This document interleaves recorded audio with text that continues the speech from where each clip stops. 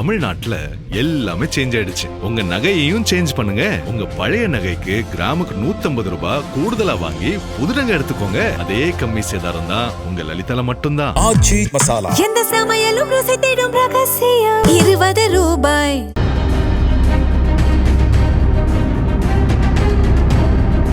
ஐந்து மாநில சட்டப்பேரவை தேர்தல் முடிவுகளுக்கு பிறகு எதிர்க்கட்சிகளின் இந்தியா கூட்டணியின் ஆலோசனை கூட்டம் 8ஆம் தேதி டெல்லியில் உள்ள கான்ஸ்டிடியூஷன் கிளப்பில் நடைபெற்றது. காங்கிரஸ் தரப்பில் அறிவிக்கப்பட்டபடி 23 எதிர்க்கட்சிகள் இந்த இந்தியா கூட்டணியின் ஆலோசனை கூட்டத்தில் பங்கேற்கின்றன.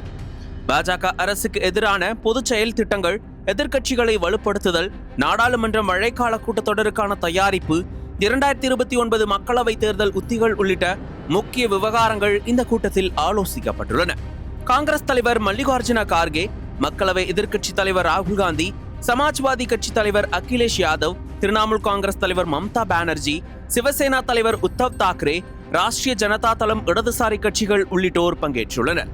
இந்நிலையில்தான் தமிழ்நாடு சட்டமன்ற தேர்தலில் திமுக காங்கிரஸ் கூட்டணி உடைந்து காங்கிரஸ் தமிழக வெற்றி கழகம் தலைவர் விஜய் தரப்புக்கு ஆதரவு அளித்து அவரது அமைச்சரவையில் இடம்பெற்றுள்ளது. இதனால் கடும் அதிருப்தியடைந்த திமுக காங்கிரஸ் பங்கேற்கும் இந்தியா கூட்டணி கூட்டத்தில் பங்கேற்க மாட்டோம் என அதிகாரப்பூர்வமாக அறிவித்துவிட்டது. திமுக தேசிய அளவிலான பிரச்சனைகளுக்கு எதிர்ப்பு தெரிவிக்கும் என்றாலும் இந்த கூட்டத்தில் கலந்து கொள்ளாது என தெரிவித்துள்ளது. இதனால் தமிழக வெற்றி கழகம் இந்தியா கூட்டணியில் இணையுமா என்கிற கேள்வி எழுந்துள்ளது. டிவிகே தரப்பில் இதுகுறித்து இறுதி முடிவை விஜய் எடுப்பார் என கூறப்பட்டுள்ளது. இந்த சூழலில்தான் காங்கிரஸ் மற்றும் ராகுல் காந்தி மீது திமுக வைத்துள்ள விமர்சனங்களை முன்வைத்து ஆங்காங்கே டெல்லியில் பேனர்கள் வைக்கப்பட்டுள்ளது. மு.க. ஸ்டாலின், உதயநிதி ஸ்டாலின் ஆகியோர் படங்கள் கொண்ட அந்த பேனர்களில் 20 ஆண்டுகளுக்கு மேலாக காங்கிரஸ் நம்முடைய முதுகில் ஏறி அமர்ந்து கொண்டு முன்னேறியது, ஆனால் இன்று அவர்களே நமது முதுகில் குத்திவிட்டார்கள் என விமர்சன வாசகங்கள் இடம்பெற்றுள்ளன. சரத் பவார், மம்தா பானர்ஜி, அரவிந்த் கெஜ்ரிவால், பினராயி விஜயன் உள்ளிட்ட தலைவர்களின் படங்களுடன் காங்கிரஸ் மீதான விமர்சனங்கள் கொண்ட பேனர்களும் வைக்கப்பட்டுள்ளன. இந்தியா கூட்டணியில் உள்ள கட்சிகள் ஒருவருக்கொருவர் மோதி கொண்டிருக்கும் நிலையில் பாஜகவை எதிர்த்து ஒன்றுபட்டு செயல்பட முடியுமா என்கிற கேள்வியும் எழுப்பப்பட்டுள்ளது.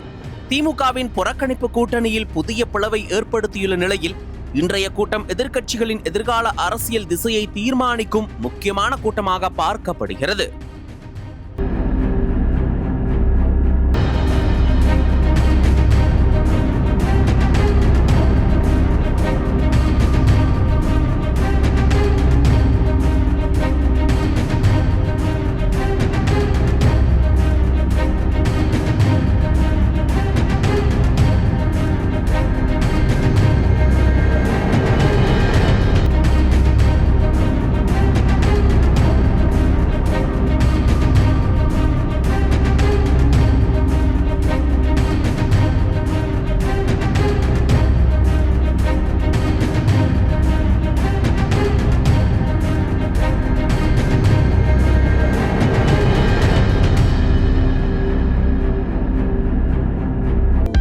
அனல் பறக்கும் செய்திகளை அப்டேட் செய்து கொள்ள நக்கீரன் களத்தை இப்பவே சப்ஸ்கிரைப் பண்ணுங்க.